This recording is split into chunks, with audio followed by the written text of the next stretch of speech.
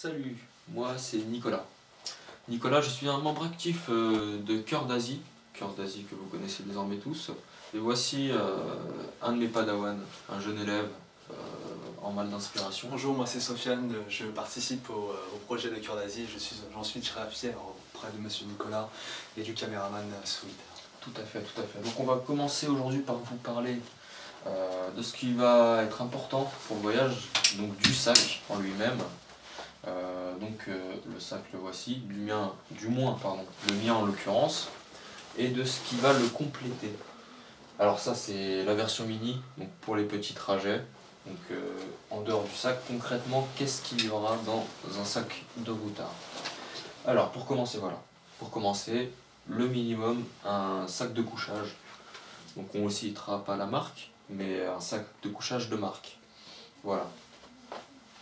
Ensuite, très important également, chaussures de trekking.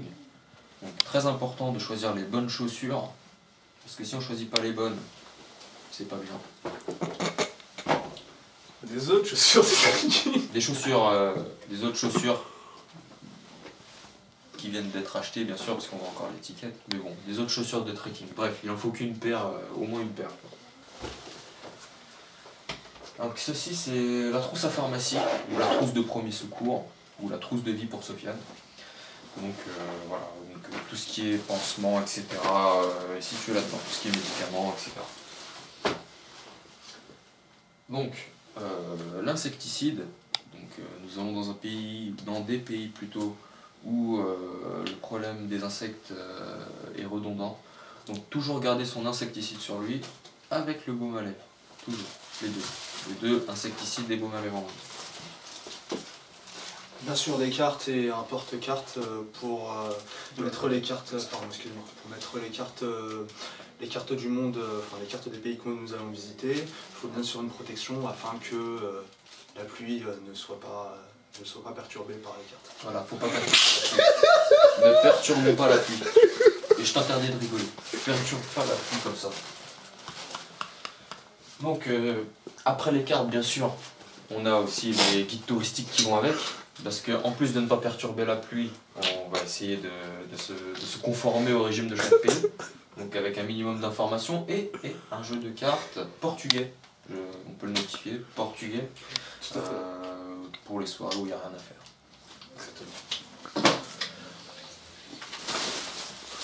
C'est pas la peine de prendre tout, mais donc ça concrètement, ce sont les affaires du routard. Donc tout ce qui est t-shirt, pull, pantacourt, pantalon, chaussettes, chaussures, chemise, polo, parka, tout ça, c'est là-dedans. Voilà. C'est bon. Et puis je pense que un point important quand même. Des chaussettes. Voilà. Des chaussettes, bien sûr, et des sous-vêtements, c'est quand même le primordial. Alors ça, c'est un petit accessoire, tout simplement pour... Je l'ai là. Donc, pour cet outil technologique, bien sûr, donc on cachera également la marque, et donc pour le ranger dedans. Bien sûr un chargeur. Bien sûr son chargeur qui va avec. Et n'oubliez pas aussi les prises adaptateurs au pays. Universel. Voilà. Et puis je crois qu'on a fait le tour. Enfin, il me semble avoir fait le tour. Voilà, donc voilà, c'était un tour global des préparatifs. Maintenant nous sommes à 11 jours du départ, donc d'ici 11 jours vous pourrez avoir des news en temps réel sur le site coeurdasie.net. Je vous invite tous à vous connecter, à vous inscrire régulièrement pour pouvoir voir un peu ce qui se passe et où qu'on en est. Voilà, merci à tous. Au revoir.